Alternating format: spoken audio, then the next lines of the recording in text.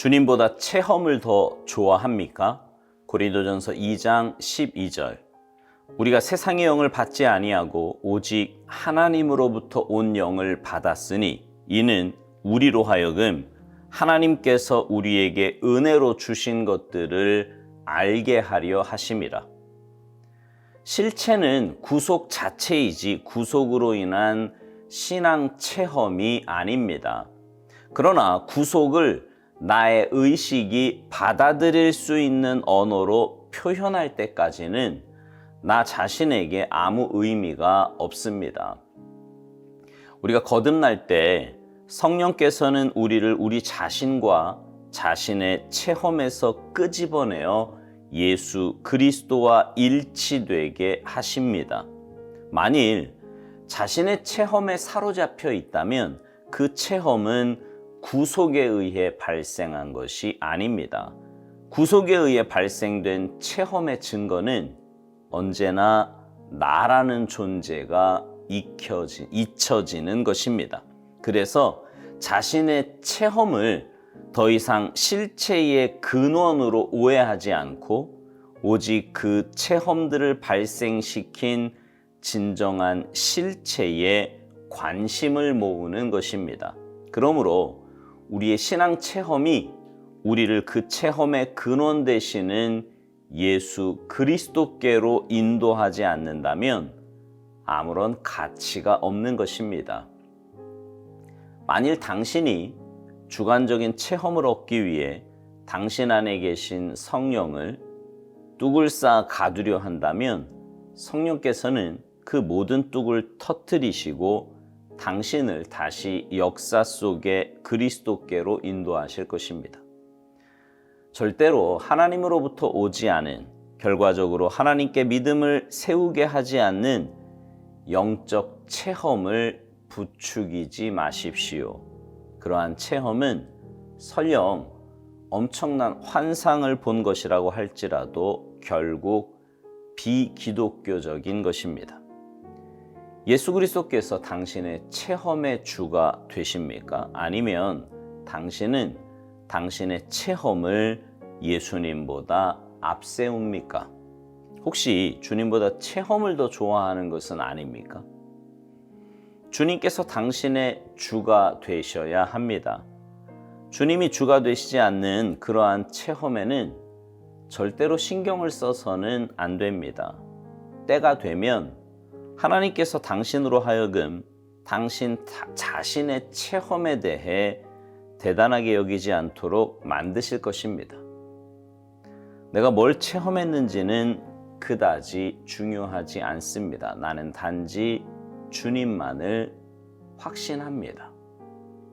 항상 자신의 체험을 말하고 있다면 자신을 엄하게 다루십시오. 믿음 자체를 확신하는 믿음은 이미 참된 믿음이 아닙니다. 오직 하나님을 확신하는 믿음만이 유일한 참된 믿음입니다.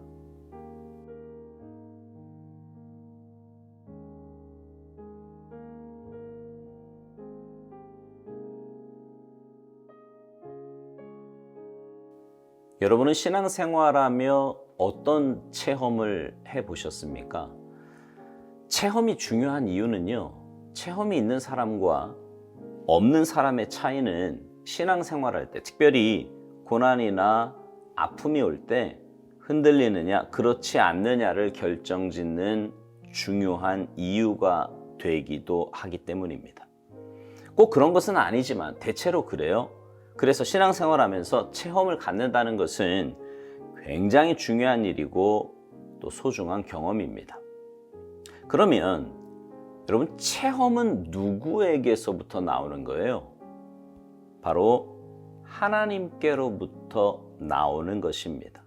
올바른 체험은요, 하나님이 살아계신 분이고 하나님은 전능하신 분이며 나보다 나를 더 사랑하시는 우리의 아버지 되시는 분이십니다.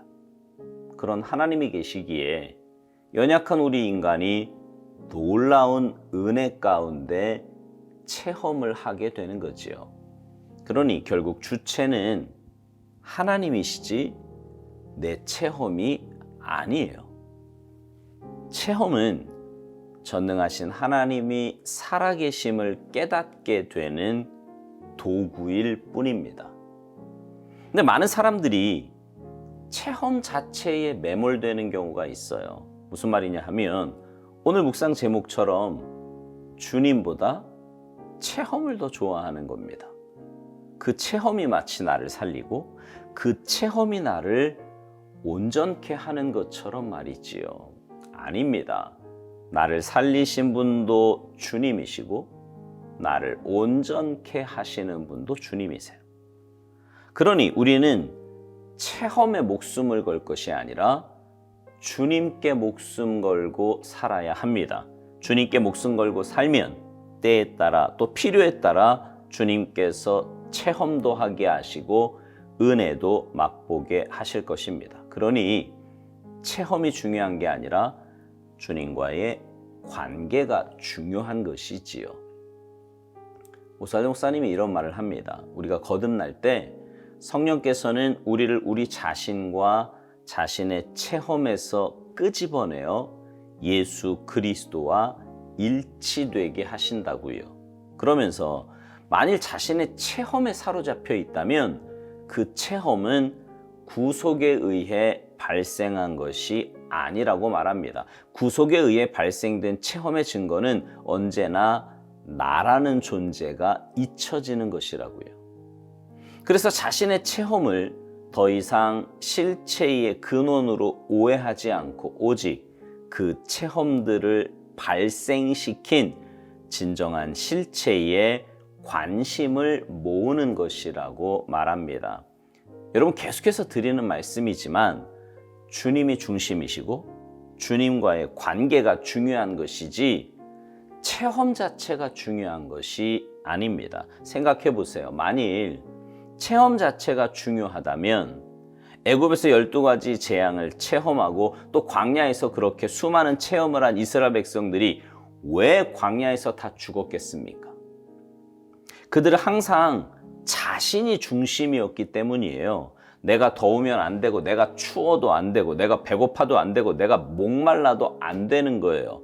하나님의 뜻보다 내가 더 중요했고요. 그래서 나 중심의 신앙생활을 했기에 그들은 결국 광야에서 죽을 수밖에 없었던 겁니다.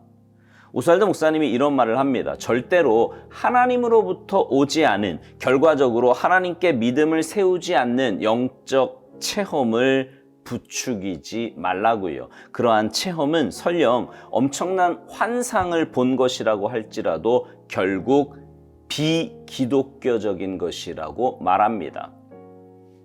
여러분, 체험도 믿음을 견고하게 해야 하고요. 신앙을 바로 세우기 위해서 하나님이 주시는 거예요. 그런데 체험에 매몰되어서 하나님과의 관계가 소원해진다면 뭔가 잘못된 것이라 생각되지 않으십니까? 그래서 오살드 목사님은 주님이 주가 되시지 않는 그러한 체험에는 절대로 신경을 써서는 안 된다고 말합니다. 착각하지 말아야 될 게 체험 속에 빠져 있으면서 나는 주님과 관계가 깊어지고 있다 이러고 착각하는 사람들도 있거든요. 그거 아니에요. 때가 되면 하나님께서 당신으로 하여금 당신 자신의 체험에 대해 대단하게 여기지 않도록 만드실 거라는 거예요. 그러니까 체험 자체가 중요하게 생각되면 그건 이미 하나님과의 관계가 뭔가 문제가 있는 거예요. 주님과의 관계가 깊어지잖아요. 체험은 별로 중요한 게 아닙니다. 그냥 관계 자체가 중요한 거지. 주님이 계신데 그깟 체험 뭐 하면 어떻고 또 안 하면 어때요? 그게 뭐 그리 대단한 것이겠습니까? 주님을 잘 모를 때, 주님과의 관계가 깊지 않을 때야 체험이 대단해 보이지만 주님께 가까이 나아가면, 주님과의 관계가 깊어지면 그때부터 체험은 별 의미가 없어지는 거라니까요. 뭐 도움은 되겠지요. 그러나 그게 그렇게 중요한 부분은 아니라 말입니다. 그래서 결국 우리는 체험을 말하는 것이 아니라 주님을 말하고 주님만 자랑하며 살게 되는 거예요. 그것이 건강한 신앙인의 모습이고요. 주님과 올바른 관계를 맺고 살아가는 사람의 모습입니다. 오스왈드 목사님은 묵상 마지막에서 이런 말을 합니다. 항상 자신의 체험을 말하고 있다면 자신을 엄하게 다루라고요. 왜 그런 사람이 있잖아요. 맨 자기 체험만 얘기. 그거 잘못됐다 이 말입니다.